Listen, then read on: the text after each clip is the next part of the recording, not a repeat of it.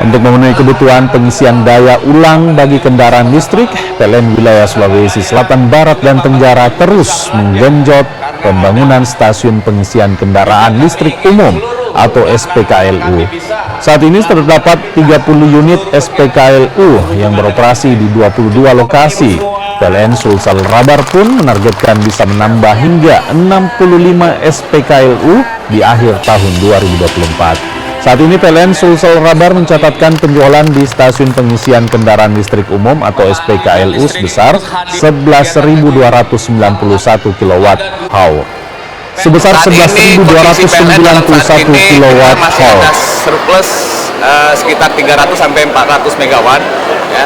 Tentu saja ini kita berharap agar kondisi cuaca segera membaik ya.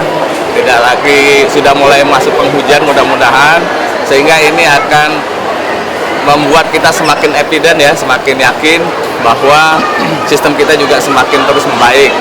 Nah, beberapa program yang kami lakukan kemarin untuk antisipasi agar tidak terjadi padam seperti tahun lalu, yaitu pemeliharaan beberapa pembangkit kami sudah dilaksanakan di awal tahun kemarin, sehingga pada saat ini mereka sudah, pembangkit itu sudah siap, sudah ready.